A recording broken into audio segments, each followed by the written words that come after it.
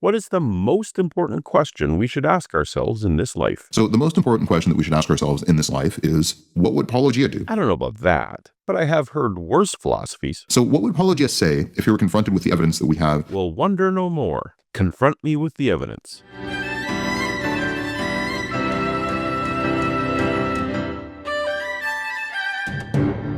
Welcome to Paulogia, where a former Christian takes a look at the claims of Christians. Back when I was struggling with my faith, a pastor and mentor told me that the most undeniable fact about Christianity is that the Christian church exists. And I agree, that is correct. Whatever gatekeeping you might want to give the definition, Christianity certainly exists. So he challenged me, if you can explain the existence of Christianity without a resurrection, then you can leave.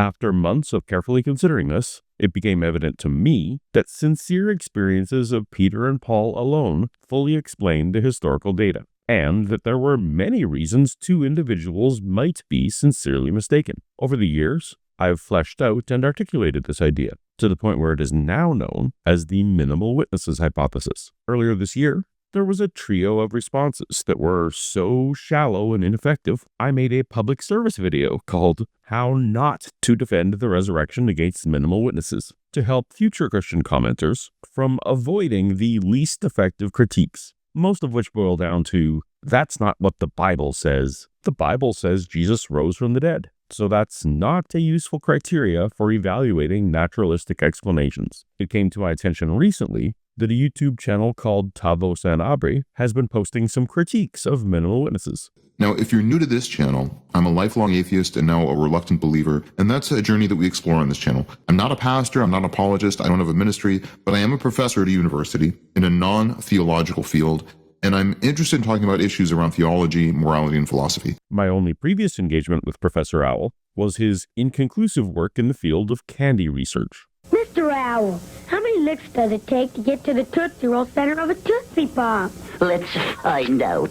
1, 2, 3. How many licks does it take to get to the center of a Tootsie Pop? The world may never know. While I'll allow you to be the judge of whether his critiques have merit, or whether he has indeed even understood the hypothesis, I found it very refreshing, to say the least, to have someone take the time to put forth something that wasn't scoffing and silly. And I think that in the interest of rewarding good behavior, I should respond in kind to the anonymous owl, in hopes of fostering and encouraging this kind of dialogue. Today, we're going to talk about Paulogia's minimal witnesses argument. Now, this is a revision of a video that I did recently. Many of you had very, very insightful comments on that video, so I actually wanted to revise that video and repost it as this video. I didn't ever see version 1. All right, so Paulogia and others have advocated for a depiction of history in which no resurrection occurred. In other words, can we reconcile historical events around the death of Jesus and the birth of Christianity without any miracles happening?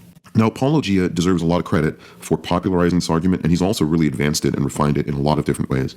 But credit for the argument itself probably belongs to other thinkers like Albert Schweitzer, Rudolf Bultmann, and Gerd Ludemann. Minimal witness-style argumentation does indeed have a deep scholarly lineage, but not the first two names on this list, as much as I admire and reference them. Albert Schweitzer felt that early Christians were reinterpreting Jesus' failed apocalyptic mission in light of disappointment, and not because Jesus literally rose. He kind of embraces this imaginative response as a group project. Schweitzer posited nothing about a reduced number of witnesses, or nature of the experiences, or an opinion on burial. So not really the same. Rudolf Bultmann didn't consider the resurrection to be an event in time-space at all, but a charismatic transformation of self-understanding. He rejected entirely even asking the question of what happened. So we're pretty far apart. Gerd Ludemann? Yes. He argued that Christianity's origins can be traced to Peter's psychological state following Jesus' crucifixion. For Ludemann, Peter and Paul had individual breakdowns of reality, which became foundations of their leadership.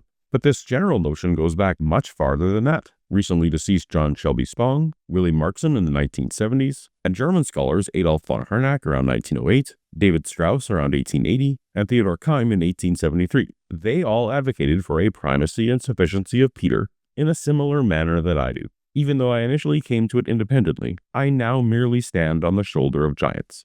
I'm going to do something that I don't normally do. I'm going to take off my hat as an academician and tell you more about what I believe personally. So, do I personally think that there was a bodily resurrection of Jesus?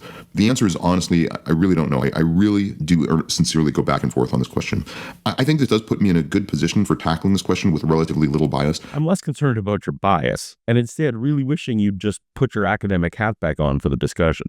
All right, next, I'm going to present a brief summary of the minimal witnesses argument. Now, this is brief, and it's going to skip over a lot of points, especially points where there's really no areas of contention. All right, but I will point in the description to a really great article that Paulogia has written about the minimal witnesses argument so that you can review it more thoroughly for yourselves. This is my most up-to-date written version of the hypothesis, at least that's publicly available.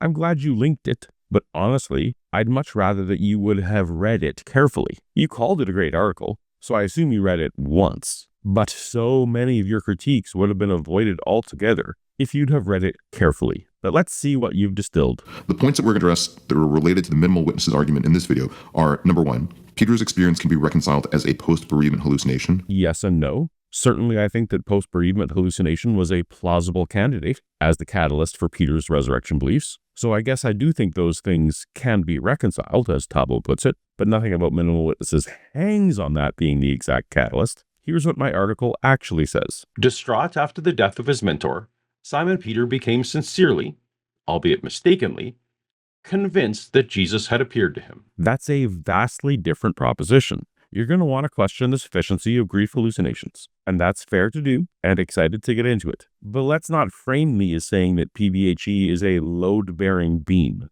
Number two, Paul had probably guilt-induced psychosis. Nope. I say Paul's experience was possibly resembling post-traumatic stress disorder. Not probably. Number three, there was no empty tomb, or the body of Jesus was probably discarded or left in an unknown grave. Close enough for now. Now, for number four, I'm lumping a few different points that Paulogia makes together, and this is the constellation of arguments that there were later embellishments and the Gospels were very late. So again, I'm lumping some arguments together. And finally, number five, Christianity later grew due to a number of different factors. Again, odd not to just go with my wording on these, but fine for now. Now, this is a critique more than a refutation, so I'm going to point out some gaps that I personally perceive. All right, let's first talk about the core of the minimal witnesses presumption, which is that you can explain the events around the death of Jesus and the birth of Christianity with, very few individuals or minimal witnesses, which is the genesis of the name of this argument. This is an underlying presumption, but this is the crux of the argument that Peter and Paul essentially are at the center of spreading the theology of Jesus. It's not a presumption. A presumption is something you take to be true before the evidence is given. Two witnesses is a thesis statement, the hypothesis or theory that I'm attempting to defend. And the question that we have to ask ourselves is, would this have been enough? Yes, that's literally the entire question, which I consider in great detail. Sadly, many who are deeply steeped in Sunday school lore instinctively reject the idea without consideration of the evidential backing, or lack thereof, for traditional framing. Now, we're going to go through a few different reasons, but let's start with the reason that Christianity probably, in scholarly consensus, started with a small group of individuals. There's a quote on the screen right now from Bart Ehrman. Now, Ehrman does believe in the minimal witnesses argument, but he's also written that Christianity probably started at its inception with a small group of followers, maybe a handful of women, and maybe some other people in that community as well. Does Tavo imagine that I imagine that Peter alone believed in the resurrection for years until Paul came along? My fifth, sixth, and seventh events, which are among the ones Tavo excluded from his sloppy minimal witnesses summary, all speak of the era where Peter was convincing others, and those others convinced still others, and so on. I too affirm that early Christianity was a group of individuals. Note that Bart's quote does not say that his disciples and a handful of women each had an experience of risen Jesus. No, it says his disciples and a handful of women came to believe.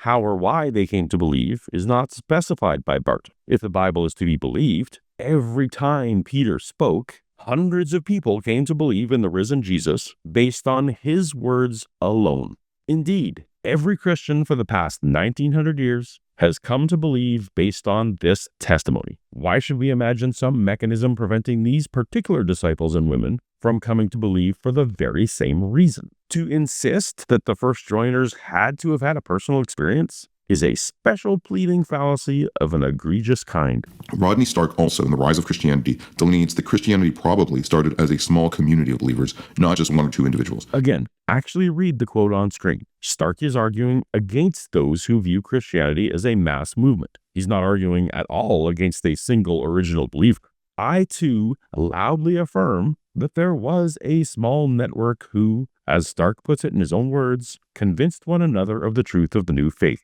This is explicitly countering any notion that each member of the group had a personal experience of risen Jesus. This couldn't be more compatible with my hypothesis. This is important because Paulogia's thesis rests on the fact that most of the disciples yeeted themselves out of the situation after Jesus died. Notice that the quote on screen affirms me on this. It carefully does not say that a group of, quote, disciples or eyewitnesses. It says friends, relatives, and associates, because Stark acknowledges the data that disciple involvement is insufficiently evidenced. And Peter was left essentially holding the bag to recruit new individuals. Stark's comment is fully compatible with Peter holding the bag to recruit the first individuals. These first converts, in turn, formed that network of individuals Stark speaks of. Now, Paul does, in his letters, mention other disciples by name, including he mentions Peter, James, Jesus' brother, John, Barnabas, Silas, Timothy, Titus, and other companions like Prisca and Aquila. Literally only one of those people, John, was one of the 12 disciples, which is the group who disappears. The rest of these were later converts. Tavo seems unfamiliar with who's who in the biblical material, and my Minimal Witnesses article and videos specifically addresses John, so he may be unfamiliar with that as well. If you ignore what Tavo says, I could steelman what he puts on screen and acknowledge that while of the 12, Paul mentions only Peter and John, Paul does say the word 12, but that's in a creedal statement where Paul openly tells us that he's quoting what he received from other people. This is not Paul personally affirming the 12, but passing along hearsay and doctrine formulated by unspecified others.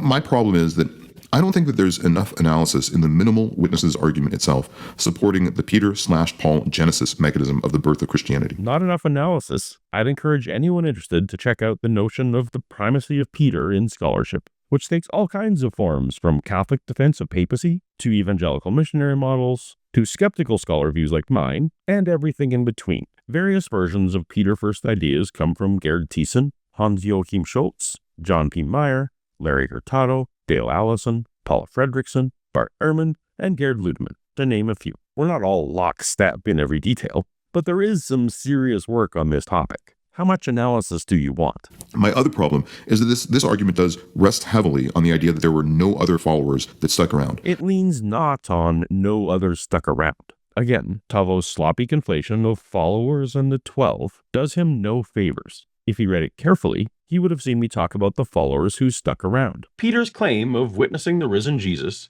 gave the shocked and grieving group hope, which they readily accepted due to bias, predisposition, and the power of Jesus' message. Peter's influence, group dynamics, and cultural factors convinced them of the resurrection through faith, just like every Christian believer since. Maybe most or all of the 12 stayed after all, despite leaving no discernible mark on history. Makes no difference to the Minimal Witnesses. My claim is about how many had a personal experience, not about how many came to believe. I explicitly put John in this latter category. Other than the letters of Paul, which is the earliest source, we really don't have any evidence to support or refute this. So there's really no affirming evidence to underscore that, all the other disciples and followers did get themselves out of that situation. Let me just rip this Band-Aid off now, because Tavo has a bizarre obsession with Sanhedrin Talmud 43a that carries throughout the critique. The scholarly consensus on Sanhedrin 43a is pretty clear. It's not reliable independent history about Jesus. The Babylonian Talmud dates to the 5th or 6th century, 500 years after Jesus. This specific passage comes from rabbinic discussions in the 3rd and 4th centuries, and the text was heavily censured under Christian pressure. When scholars strip away the later additions, the oldest core might be, on the eve of Passover, they hung Yeshu the Nazarene for sorcery and leading Israel astray. Everything else, the 40-day herald, the tribal procedures, the 5 disciples with punny names, these are rabbinic embellishments. The rabbis weren't preserving independent historical memory. They were attacking Christian claims centuries later. For the sake of argument, I will sometimes work within the overly generous living memory document timeframe up to the mid-2nd century or so. But no, nothing this late and polemic and heavily edited has anything a scholar should take remotely seriously as newly attested preserved details. My second argument is Paul's letters are fairly early, and they do presuppose that at the time that Paul interacted with those individuals, there was already a community that all together believed in the resurrection. Yes, this is not a surprise, as it's number 9 on my list of mundane events. Yet another part that Tavo didn't include in his odd summary. Here it is. Paul met Peter and John, but they didn't see eye to eye. And in Galatians 1:19, Paul explicitly says, I saw none of the other apostles. How is this a point against my hypothesis when it's a part of it? And of course, there was already a community that believed in the resurrection. Paul couldn't go around persecuting a religion that doesn't exist, or is just one guy. If this point was to be relevant, you'd need to demonstrate that communities can never grow up around a single leader. And I think you'd be hard-pressed to negate that possibility. So the model of the minimal witnesses argument rests on the presumption that only Peter and Paul were the core witnesses. But even within Paul's own letters, which is probably our earliest source essentially, the resurrection appearances are not limited to Peter and Paul. 1 Corinthians 15 mentions the 12. It mentions more than 500 at once. To be clear here, Paul is not providing a list he can attest to. He explicitly says this is what people before him believed and passed along to him. It's anonymous hearsay as far as court proceedings would go. This creedal tradition also affirms that Jesus rose from the dead, which obviously a naturalistic view is gonna reject. So why would our skepticism not carry through to the contents of this list? That 500 claim is particularly problematic, with this being the only place that claims it. Scholar Richard Miller makes a compelling case that the witness list in 1 Corinthians 15, people who saw Jesus after his death, simply follows standard Roman practice for claiming someone had become divine. When Romans wanted to establish that a hero or emperor had descended to the gods, they cited eyewitnesses. The classic example was Julius Proculus, who testified he saw the deified Romulus ascending to heaven. This became the template Romans used whenever they elevated someone to divine status, particularly when the body was missing. Miller suggests Paul's creed does exactly the same thing. It's not recording unique events, but following the established Greco-Roman convention of translation fables, the standard literary formula for honoring important figures. Early Christian audiences would have recognized this as the culturally accepted way to claim divine honors for their founder, not as literal historical testimony. And even if you strip away what is probably some legendary inflation, it's clear that Paul knew of a shared group experience tradition circulating before he started writing in the 50s. And I agree that 20 years after Jesus died, there was a shared group tradition circulating. So you absolutely agree that part of this was legendary. And if part of it was legendary, then there's no mechanism preventing most of it or even all of it from being legendary. You're just going on your own personal instinct and vibes? Or is this something else? Now, it's probably worth noting also that Paul has to do a lot of heavy lifting in this scenario as well. But, Paul was only evangelizing for about 10 years. After that, he was imprisoned, and then he was under house arrest. So I don't think there's enough affirming analysis that Peter and Paul could have on their own done so much heavy lifting. What do you mean heavy lifting? Can you quantify and qualify the nature of said lifting? Minimal witnesses need not posit that Paul preached a single extra sermon, won a single extra convert, started a single extra church, or wrote a single extra letter beyond what mainstream Christian tradition and scholarship would already attribute to him. My hypothesis merely nods its head at the compelling evidence that Paul was a major influencer in the early church, and more importantly, that he came to believe from a personal experience, not preaching. All right, my next argument is kind of more of a common sense argument, which is if someone tried to convince you of a new religion based on an executed criminal who couldn't even prevent their own death, you probably need more evidence. When I encounter someone putting forth a common sense argument, it typically turns out that they mean one that has been put forth without significant reflection or scrutiny. Tavo, a human from the 21st century, wants to extrapolate what he would do in the 1st century, ignoring all cultural context. Let's say for the sake of round numbers that there has been 3 billion Christians in history, and then let's take the Bible as fully accurate in reporting the appearances of Jesus. We add up the explicit numbers and get 515 people or so. So that gives us 2,999,999,485 Christians in history who became Christians without having personally seen risen Jesus, but rather based on the testimony of others. Now, if minimal witnesses is correct, that number is only slightly larger, at 2,999,999,998 people who became Christians because of the testimony of others, far smaller than any rounding error. Tavo will need to demonstrate why testimony was sufficient for nearly 3 billion people, but not for Tavo if he'd lived in the 1st century. His personal beliefs are unclear, but it sure seems that he believes in the resurrection today, based entirely on testimonial evidence. So we do know that Jesus' theology was radical and very iconoclastic, so I think that creates an even higher burden. The scholarly evidence tells a different story. Jesus was fundamentally a Jewish teacher operating firmly within first-century Palestinian Judaism. He used familiar teaching methods like parables and interpreted the Torah using the same exegetical techniques as his contemporaries. His famous Golden Rule echoes Rabbi Hillel's earlier formation, and even the rabbis acknowledged that his scriptural interpretations were proficient enough to attract too much appreciation. When Jesus critiqued aspects of the law, like divorce regulations, he was acting precisely as a good Jewish teacher would, citing scripture to interpret other scripture. Jesus' apocalyptic message about God's coming kingdom wasn't unusual either. He shared these views with John the Baptist, whose mission he joined through baptism, and with numerous other prophets and teachers of his era like Theudas and the Egyptian. His miracle working wasn't unique. Other figures, both Jewish and pagan, were credited with similar powers. Had Jesus been completely anomalous, his message wouldn't have made sense to his followers. His impact came not from being a total outlier, but from his particular combination of conventional Jewish elements that resonated deeply within his cultural context. There was also probably at least some persecution, so that further elevates the burden.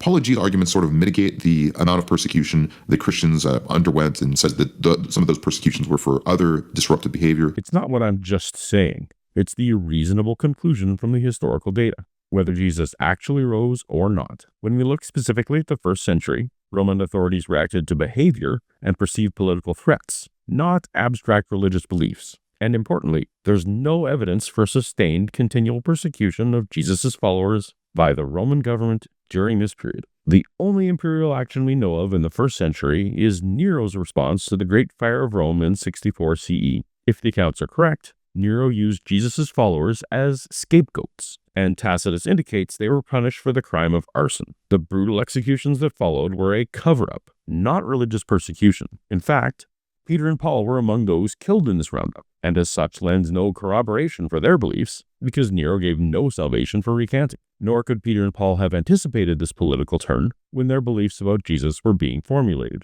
Beyond this, the persecution faced by the first generation involved internal Jewish conflict or legendary accounts. In the decades after Jesus' death, his followers were still considered Jews, not Christians. The legends about the apostles' gory deaths are unreliable, based on later writings. If apostles were arrested, the charges would have been insurgency or inciting unrest, disturbing the peace. This isn't hand-waving, it's just historical inquiry. More importantly, Minimal Witnesses posits that the only two eyewitnesses were sincere, and sincerely mistaken drives identical decisions and actions as sincerely correct does. But this does seem to contradict Sanhedrin 43a, which states that Jesus was killed for his heresy and for inciting Israel to apostasy. And Sanhedrin 43a also, by the way, strongly implies that there would be other consequences for those who follow in the footsteps of Jesus. I guess I'm in good company, because the Gospels themselves contradict this Sanhedrin passage, which places Jesus' condemnation in a fully Jewish idolatry enticement case, preceded by a 40-day herald,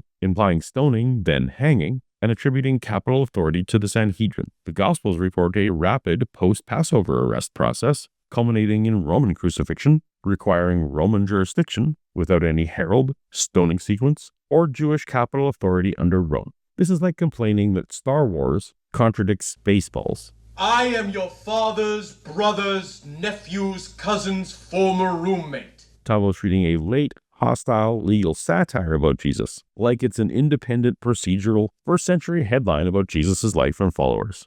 It isn't. All right, let's talk next about the argument that Peter experienced post-bereavement hallucinations, and that this was the genesis of Peter's theological beliefs in the resurrection. All right, so this is the literature that I'm going to be citing. I'm putting my sources on the screen right now. It's all well and good that he's using these resources, two of which were quite early and foundational in the field of grief hallucinations, and then a random study from 14 years ago. I don't expect them to learn the whole field, but my research folder for Peter's experience has over 250 sources. Pro-resurrection psychology researcher Nick Meter recently put out a book with an appendix that attempts to tabulate grief appearance studies for the sake of discrediting naturalistic theories like mine.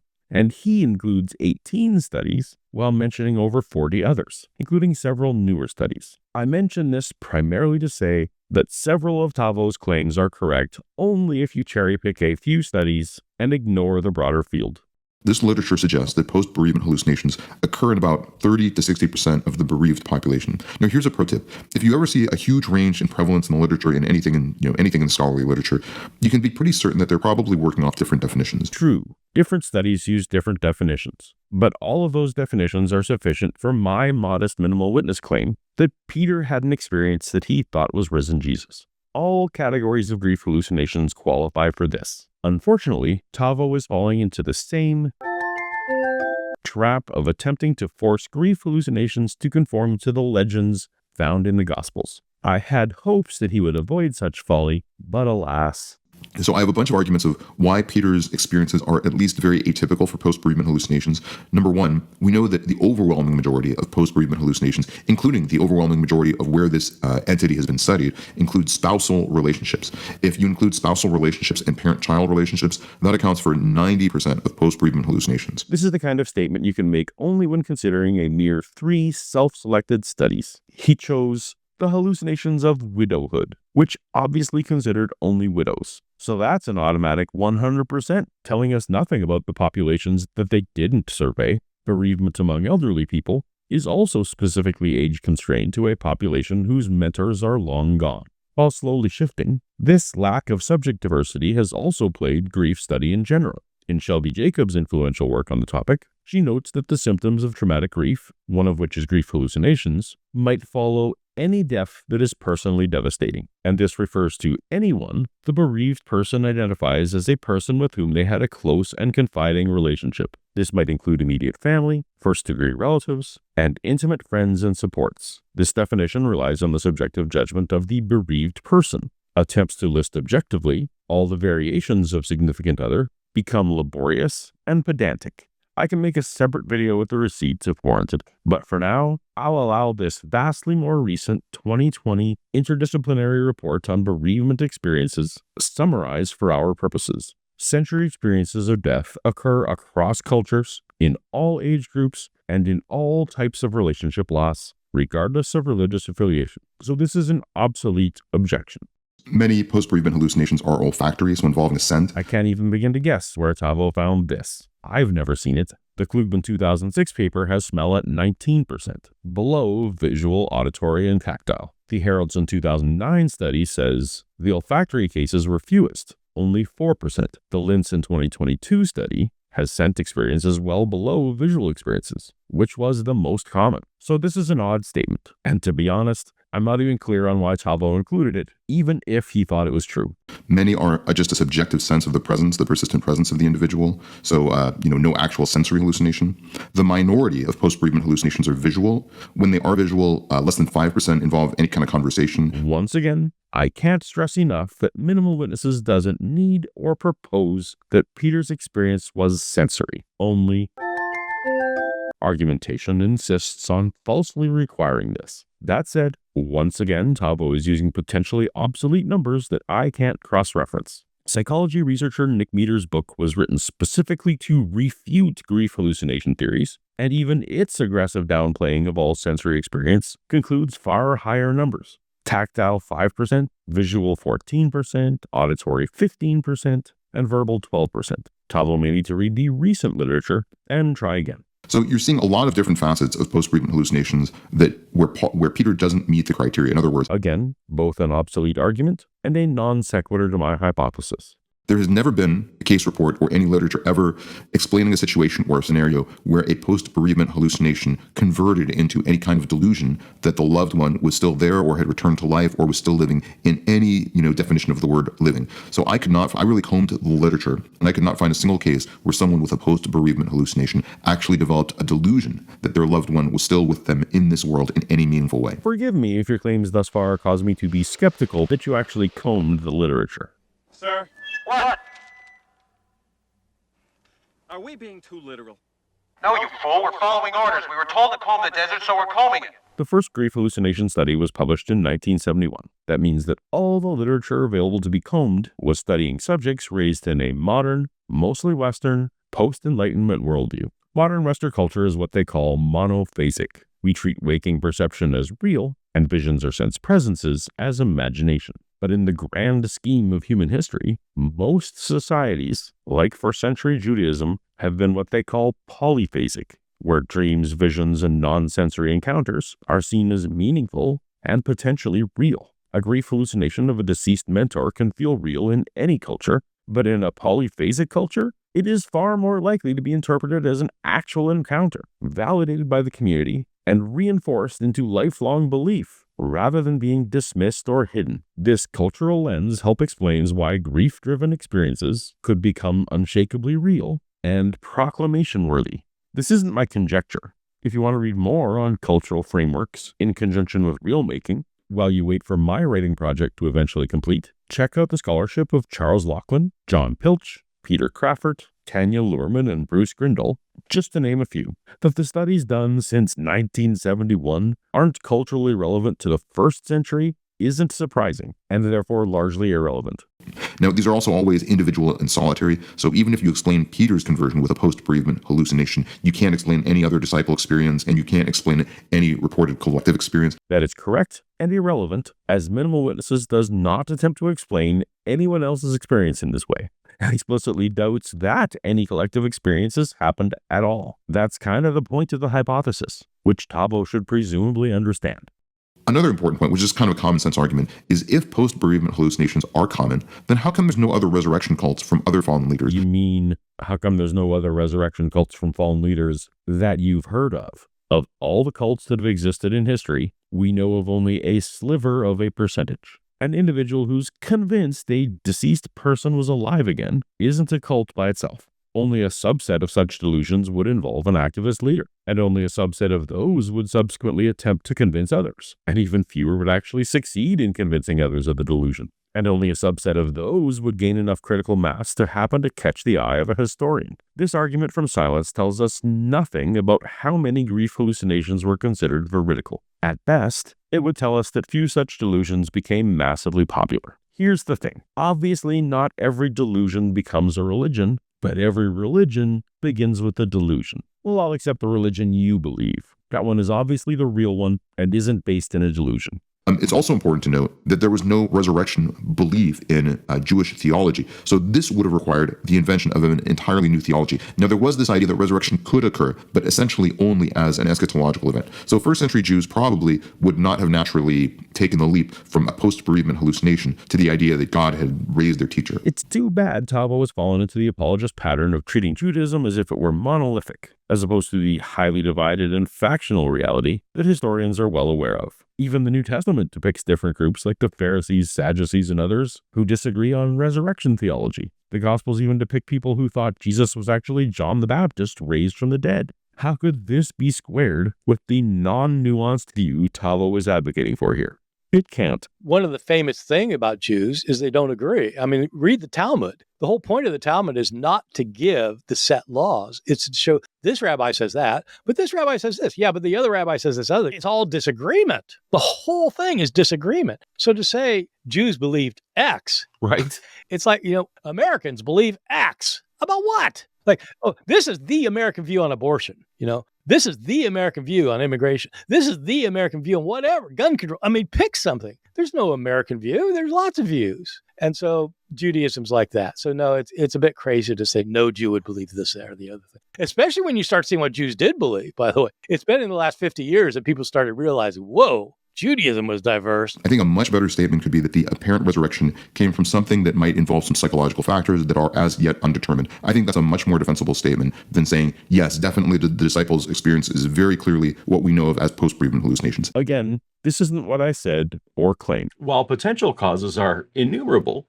a post-bereavement hallucinatory experience involving sensory perceptions of a deceased loved one is a likely cause of Peter's mistaken belief. So I'd encourage Tavo to read more carefully. All right, let's get to the next argument, which is that Paul had underlying guilt-induced psychosis. So there's really two questions here. Can a single stressor cause a permanent delusion? Did I say that a single stressor caused a permanent delusion? His persecution of Christians may well have caused him profound guilt and cognitive dissonance. This psychological distress, possibly resembling post-traumatic stress disorder, could have triggered a psychotic break, manifesting as a vision of the resurrected Jesus. I did not.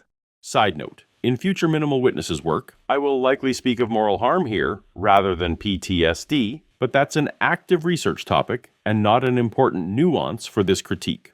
And then also, can Paul's theology be explained by an underlying psychosis? Why would his theology need to be explained by a psychosis? The Christian theology developed as a post hoc rationalization for visionary experiences. Christian scholar C.J. Cornthwaite recently had a video explaining this in depth. Again, if you look at the belief in, a post-death experiences with Jesus of some sort, if you look at that as like the core, you actually understand what the Christian movement is, because virtually everything that came in the hundreds of years after was all an attempt to intuit what that meant. It was people using the Greek philosophy of the day, people using the Hebrew Bible, people using virtually everything at their disposal to try to piece together what this perceived historical event of the resurrection, that again, I'm not saying it's true or false, I'm just saying they believed it was true.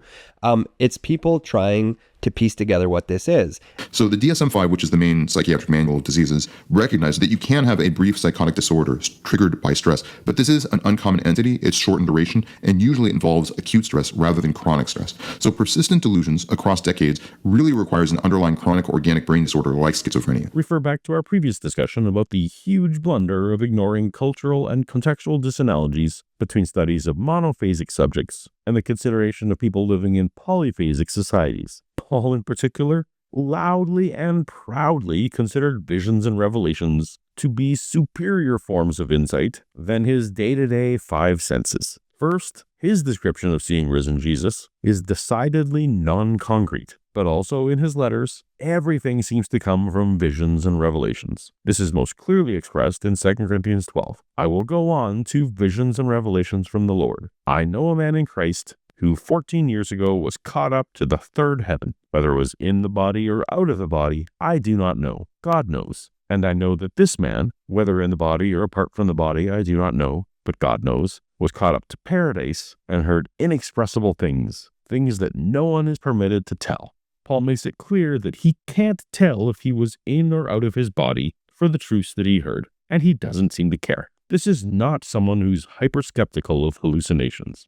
It's important to note that guilt-induced psychosis is also different from a fixed delusion, which is persistent and resistant to disconfirmation and typically embedded in an underlying clinical disorder. Yes, but that differs from psychosis triggered by acute emotional stress, including guilt, trauma, or grief. In clinical psychology, psychosis refers to a temporary disruption affecting multiple mental systems at once, not just one isolated belief. It can involve hallucinations, intense emotional distress, shifts in identity or sense of mission, disorganized thinking, and distorted interpretations. Delusions are just one possible symptom within that larger state, not the condition itself. Historians like Gerd Thiessen and Dale Allison note that in the first century Eastern Mediterranean, visions and auditory experiences were interpreted as signs of spiritual authority, especially in conversations and missionary commissions, not as pathological delusions. Paul describes a single, intense, identity reframing vision that he actively defends against critics. This fits naturally into a pattern of acute experiential disruption interpreted religiously, not a chronic delusional disorder immune to evidence. Scholars like Allison and Thiessen describe exactly this kind of powerful one-time revelatory encounter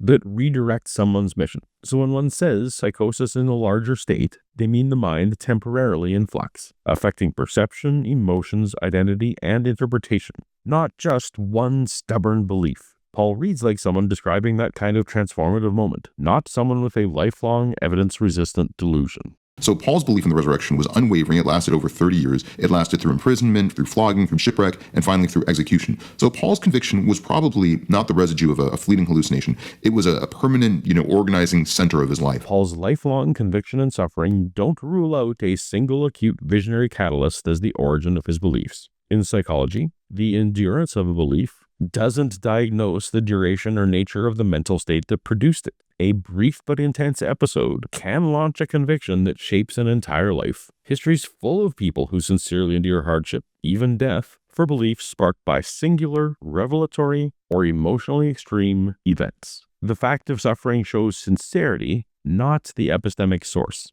Your own life almost certainly contains examples of permanent convictions, aversions, traumas, or identity shifts ignited by one catalyst event. Moments that were short, but whose effects became lifelong once internalized, interpreted, and continually reinforced. That psychological pattern is exactly what conversion scholars like Gerd Thiessen and works grounded in the DSM-5 describe. Acute catalyst, enduring belief. All right, the next facet of the minimal witnesses argument is that the body was either lost or discarded. So we're going to talk about the empty tomb evidence. The idea that Jesus is buried and placed in a tomb is built right into the earliest Christian tradition within 1 to 3 years of the death of Jesus. So whether or not you believe in the resurrection, the burial part is, seems to be a very, very early belief, and that's probably beyond dispute. We've covered many times on this channel the notion that the 1 Corinthians 15 passage comes from within 1 to 5 years is absolutely nothing more than apologist wishful thinking. It's vibes, not evidence. We know it predated the 50s. That's all we know. It is not beyond dispute. It's in the heart of dispute. Now, for the sake of my argument, though, it could be as early as the week after Jesus died, since false beliefs can arise immediately. But it just drives me crazy to hear mere speculation confidently asserted as fact. Anyhow, there's a reason why Tavo couldn't put the verse up on screen, because it doesn't support his claim about a tomb. There's just 4 words here that he was buried. It doesn't say tomb. It doesn't say remembered grave. The Greek word etaphe is used in antiquity for everything from fanciest mausoleum down to being tossed in a ditch. This passage lends nothing to the discussion of disposal method.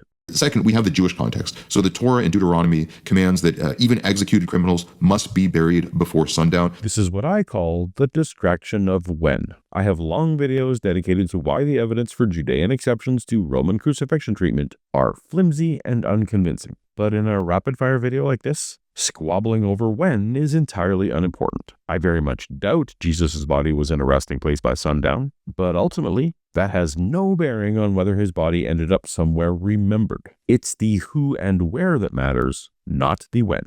We also even have archaeological evidence that confirms this. In 1968, we discovered a crucified Jew from the same century as Jesus, whose remains were found in a burial tomb in Jerusalem. True. One ankle with a nail has been found in a rather lavish setting. See my video collaboration with Jody Magnus, the foremost expert on archaeology for that time and era, for why this wealthy ossuary situation was disanalogous for what we know of the Jesus situation. Now, I'm not going to dwell on this, but we also have all the Christian literature. All 4 Gospels, despite their different details in many other regards, all agree that Jesus was placed in a tomb, and that tomb was later found empty.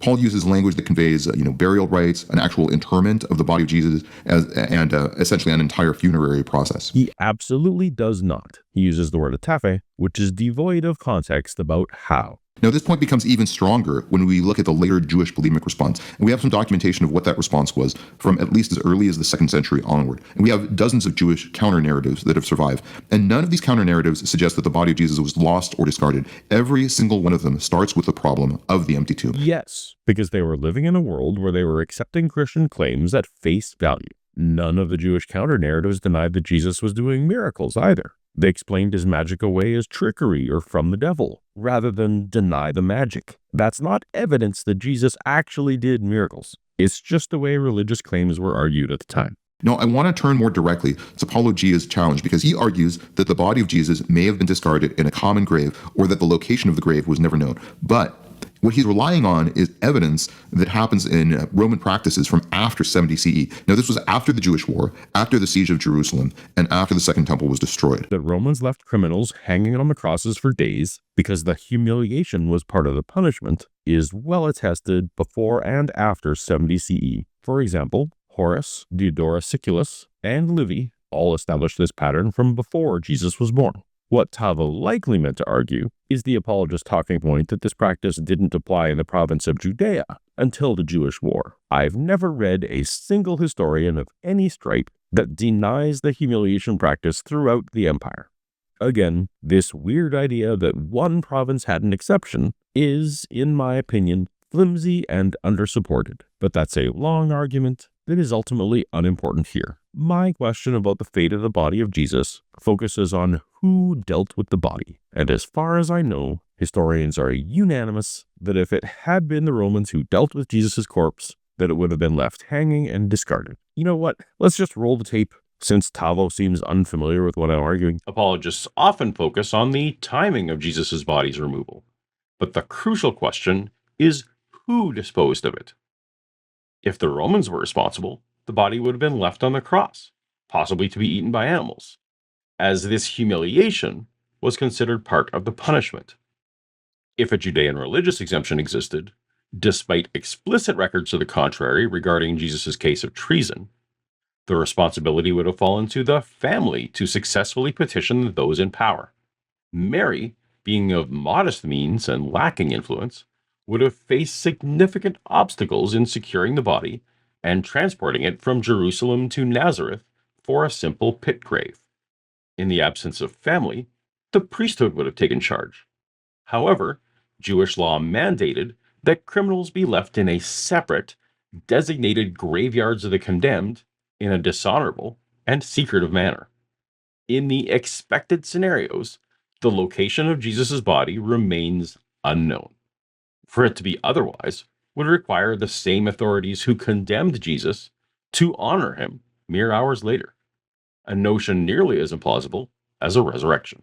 Please fact check me on this, but to my knowledge, all of Paulogia's argumentation relies on the contention that Roman practices were essentially the same, were homogeneous throughout that entire first century, which is, again, context matters. You've been fact checked. My argumentation doesn't rely on it at all. It's what I believe, but I can absolutely grant that it was not for the sake of discussion and to show why it doesn't matter either way. The only reason we have such a point of contention around this is because it's so central to the resurrection narrative. But again, in and of itself, the empty tomb is not a theological claim. No, but the Joseph of Arimathea story is clearly a legend developed to prop up a theological claim. While not implausible, it's the least likely scenario. It has no recorded precedent and gets bizarrely reshaped in each telling, seemingly in response to obvious logistical objections. Something doesn't have to be supernatural to be unlikely. Again, the Roman, family, or Sanhedrin scenarios are the most likely, and I've not heard a historian remotely dispute that, accepting that the most likely thing to have happened is the most likely thing to have happened isn't some kind of hyperskepticism. It's informed analysis. All right, now next, we're going to talk about what Paulogia says about the fact that the Gospels are written later, the theology changed over time, and there were embellishments in stories. So again, I'm lumping a lot of his analysis together, and please see his original article to really do this argument justice. Yes, please do. But this is a linchpin in the minimal witnesses model, that there was a later theological embellishment of the resurrection. So it's important to note that, first of all, we do have a creed-based organized belief in the resurrection. You'll note that I affirm belief in the resurrection right from the first day of Peter's Jesus movement. Going on and on about how resurrection belief was early is merely affirming my hypothesis.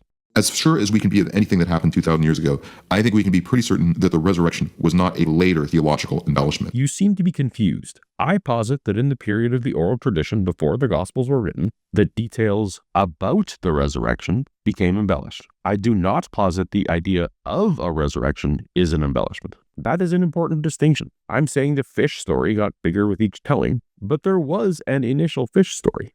We probably shouldn't discount as much as we do the reliability of oral tradition. This has been pointed out by James D.G. Dunn.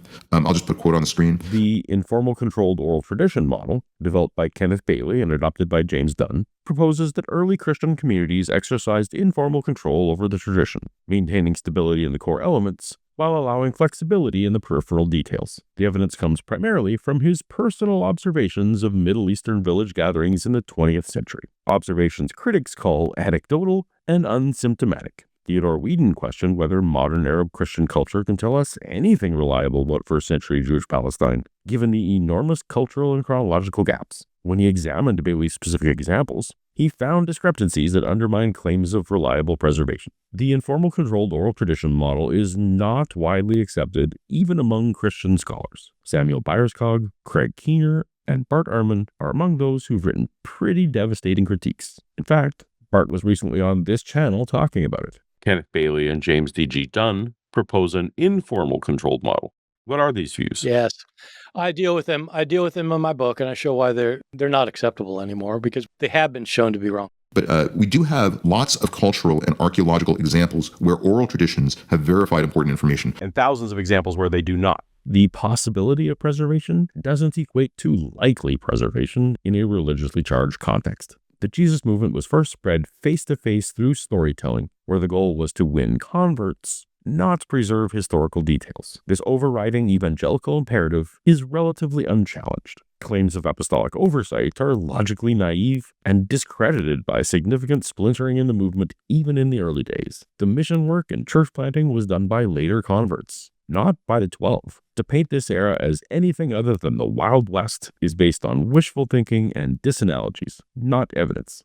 We also know from researching, these situations that when there is a mnemonic formula or memorizable formula like a creed or like poetry, where there is verse and meter, as we find in these biblical passages, that this enhances the strength and the robustness of oral traditions. Yes, but memory devices tell us nothing about the accuracy of the content they preserve. These are the same techniques that preserve the stories of Jack and Jill and Humpty Dumpty. We do know that a community formed fairly early and was willing to die for their conviction. Now, this is mitigated a little bit in the minimal witnesses model, but let's at least talk about what we do know that's a little more definitive. We know from the 40s to 60s, figures like James the son of Zebedee, James the brother of Jesus, and probably Paul by Nero's time were willing to face persecution and death. The James son of Zebedee death is attested only in the New Testament book of Acts. Even Sean McDowell has lowered his confidence in this martyrdom. I probably would assess James the son of Zebedee one notch down. And that's because we have one good source for James in the book of Acts. James, the brother of Jesus, was killed in a political coup. Paul was killed in the hype surrounding Nero's fire. This tells us nothing about their conviction. I agree that they were probably sincere about their beliefs, but these deaths do not contribute to that case. We have pretty good evidence that Stephen, who is also often cited as the very first Christian martyr, also faced persecution and death for his adherence to a belief in Jesus. We do not. We have the New Testament book of Acts as a single attestation, and outside of evangelical circles is widely recognized as full-on Christian propaganda. This story in particular is thought to be invented. So this suggests that the resurrection conviction was at least early, and also that it was intense enough to withstand lethal pressure. And it was also so widespread that this kind of lethal response was required. Early and widespread tells us nothing about the truth of the beliefs. Now, we also do have Greco-Roman writers. We have Tacitus. So Tacitus records events that occur in the mid-60s. So that's technically during the lifetime of Tacitus. Now, I'll put his quote on the screen. To the extent that historians even believe these contested claims, these particular Christians were suffering as scapegoats. But more to our point, none of this refutes minimal witnesses, unless you can demonstrate that there were among this group first-hand eyewitnesses of risen Jesus. Nothing here tells us that anyone beyond Peter or Paul had personal experiences. It's a non sequitur. My next point is, this does ignore the role that there probably was in some sort of proto-gospel. How does it ignore the purely hypothetical proto-gospels? There could have been 50 attempts before Mark, and that affects neither minimal witnesses hypothesis nor the notion of legendary development. The length of the oral tradition period is somewhat inconsequential, nor did the oral tradition period automatically end when the first quill hit the first parchment. Story-based evangelism continued well into the 2nd century, and legendary development continued far after that. So my bottom line is this. Can you explain the resurrection by treating the Gospels as a theological embellishment? I think the answer is no. Neat. Do you deny that the Gospels contain embellishment? Now, you can reframe other aspects of events around the resurrection. For instance, we have Matthew 27, verses 52 through 53, which talks about other saints being resurrected. Now, most scholars treat this as a later idea anyways, but I think this is more easily disprovable because you'd say, well, that's a later embellishment. But the resurrection itself is at the core of all these narratives. So I think it's a fairly weak point to say that the resurrection is exclusively just a later embellishment. I really don't think you understand the minimal witnesses hypothesis. It posits that the very first member of the Jesus movement was Peter, and that Peter 100% believed in the resurrection. It in no way posits that the gospel writers are the ones who invented the notion of Jesus rising from the dead. And now you're acknowledging that at least one detail about the resurrection was embellished, which is all that I posit. For some arbitrary reason, you think fewer details were embellished, but you acknowledge the mechanics. So I'm not sure what we're even doing here. All right, let's talk about the last facet of the minimal witnesses argument, which is the growth of Christianity. So Rodney Stark in 1996 models Christian growth using some really interesting and fascinating sociological methods, and I'll put his timeline on the screen right now. The important point is that this is a growth rate of about 40% per decade, and that's a doubling time of about 20 years. I'm super curious how any of this relates in any way to the number of initial witnesses. Now, Paulogia's explanation is that this is because of Peter's vision and Paul's conversion, and because of storytelling and oral traditions. And he also takes into account some sociological factors. But Michael J. Wilkins and others have made the case that the ideological appeal of Christianity alone is probably not enough to count for such a rapid spread. I'm familiar with Wilkins, agree with him on almost everything, and even cite Wilkins in support of the minimal witnesses case. He argues that early Christianity's rapid growth wasn't driven by theological sophistication. Very few people had the education to understand what theologians were debating. Its success did not depend on winning intellectual arguments. Christianity spread through social networks and practical community life. It moved person to person through existing relationships. family, friends, neighbors, co-workers. When household heads converted, the entire households often followed. What attracted people was the community itself, its mutual care, charitable networks, and support systems. Even Emperor Julian the Apostate admitted that Christian charity was uniquely effective. The promise of equality particularly appealed to widows, slaves, and migrants. For ordinary people, tangible experiences mattered more than theology. Conversion stories emphasized miracles, healings, and exorcisms, proof of divine power. Christian martyrdom and high moral conduct served as compelling testimony. And Christianity had an active missionary mandate. Unlike pagan cults that spread passively through trade, Christianity inherited from Judaism an obligation to seek converts. This deliberate evangelism was a shocking innovation in antiquity, and it worked. All of this reduces the need for many eyewitnesses. It makes the size of the first group of eyewitnesses entirely irrelevant and undermines many of the appeals to early Christians even attempting to maintain accurate history. Wilkins just helps my case.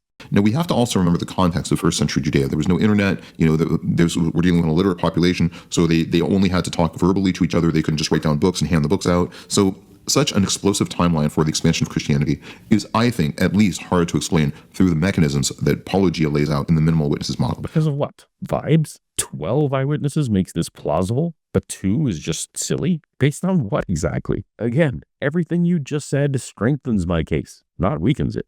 All right, my next point is kind of an overarching point about the minimal witnesses model, which is it zooms in on the resurrection, but it does sort of miss the larger context. Now, the context that it misses is Jesus the teacher, Jesus the healer, Jesus the radical, Jesus the revolutionary. There was something interesting about the birth of Jesus. Everything interesting about the birth of Jesus was invented. It's the Christmas season, so I'd encourage you to check out the Paulogia versus Christmas playlist. There was something very strange about his lineage. Even critics said that he spread strange and harmful beliefs. Even Jews said that he enticed Israel to blasphemy. To the extent this is relevant, I have factored all of this in. For over 100 years, scholarship has held that historical Jesus is best understood as an apocalyptic preacher.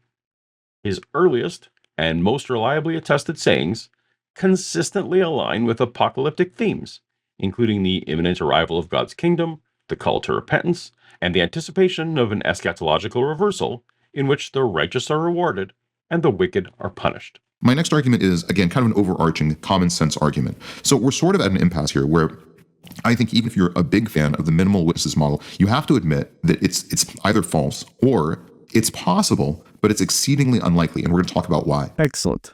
So if indeed the minimal witnesses argument is true, then the resurrection should be explainable by naturalistic, commonly occurring events. But if that's the case, then we should see many, many more figures in history that have the same narrative as Jesus. Are you saying that the path to the beliefs of other non-Christian religions are not explainable by natural and commonly occurring events? Unless you believe all the claims of all religions, then you acknowledge that they came about by non-veridical means. If this was an actual argument, then proponents of Islam could wonder why there aren't more figures in history with the same narrative as Muhammad. This is wild. So this suggests that at the very least, the mechanisms that are laid out in the minimal witnesses model are so unlikely that they can occur maybe only once in human history. The claim seems to be Jesus was unique. Therefore, these psychological or historical processes proposed to explain the rise of his movement must be so improbable that they could only happen once in human history. But uniqueness doesn't imply that a cause is impossibly rare. It only means the entire outcome pattern happened once. No conquest is identical to Alexander the Great. There has been only one Holocaust, even though history contains many genocides. John F. Kennedy was assassinated once, though shootings are tragically common. If you zoom in far enough, nothing in history repeats in detail, but that tells us nothing about whether the causes behind those singular outcomes were natural, common, or even typical. Probability is about the likelihood of each step, not whether the final results has duplicates. And one last common sense argument. I think you can improve upon the minimal witness model by considering Jesus as a healer. Now, I've got another separate video about this that I'm working on, so I'm going to be fairly brief on this point. But let's say that you have a lot of healing miracles that Jesus created. I got some bad news for you, Tavo. As soon as you posit that Jesus was a supernatural healer, you're no longer talking about a naturalistic explanation for the origins of Christianity. If I'm going to accept the testimony about the miraculous healings, I might as well go ahead and accept the miraculous resurrection. Testimony alone will never be sufficient to establish a miracle of any kind, because it is always more likely that the person is lying or mistaken. That's just the way testimony works. So the most important question that we should ask ourselves in this life is, what would Paulogia do? So what would Paulogia say if he were confronted with the evidence that we've presented so far? I think what he would probably say, if he were here in front of me right now, is he'd probably say that even if there's only a 1% chance that the minimal witnesses model is true, that's still more likely than a miracle. If I was in front of you now, I would say that I don't consider any aspect of the minimal witnesses hypothesis to be extraordinary unlikely. Honestly, I think that even if you believe in the supernatural realm and miracles, that minimal witnesses is more likely than the resurrection of Jesus, given testimony alone. If we ever have some category of evidence that isn't testimony, things would change. And I think the minimal witnesses argument is probably the best refutation that we have for the resurrection in about 2,000 years. So I think it's a really wonderful argument. I appreciate that. But at the same time, the fact that this is the best argument that we've come up with in 2,000 years, and there's still quite a few gaps in it, is in some ways very telling. As far as I can tell, the gaps identified by Tavo have been primarily misunderstanding the argument or appealing to the veracity of the Bible. That said, I do want to thank Tavo for taking all this so seriously and for having given significant thought to his responses. This is an example of how resurrection defenders can more effectively engage in the ideas. But as always, with all questions that I ever ask on this channel, it's not just important to me what my conclusions are. What's really important to me is what your conclusions are, because many of you have challenged me on a lot of these beliefs. A lot of you proved me wrong in the last video, which is why I refined this video quite a bit. So I really appreciate your comments, and I definitely want to keep hearing from all of you. I agree. The most important thing is to hear from you on this. Were there any points where Tavo was right and I was wrong? Have I misinterpreted Tavo in some way? Or discounted him too quickly? Let me know in the comments. I'd greatly appreciate it. This video has taken a lot of work, so please like this video if there's something in it that you appreciate. Please subscribe to the channel. Please click the bell icon for notifications so that you don't miss out on future videos. And I'm so grateful that you watched all the way to the end of this video. And for more on this former Christian, taking a look at the claims of Christians, tap on the thumbnail on screen now, and I'll see you over there. Until next time, later.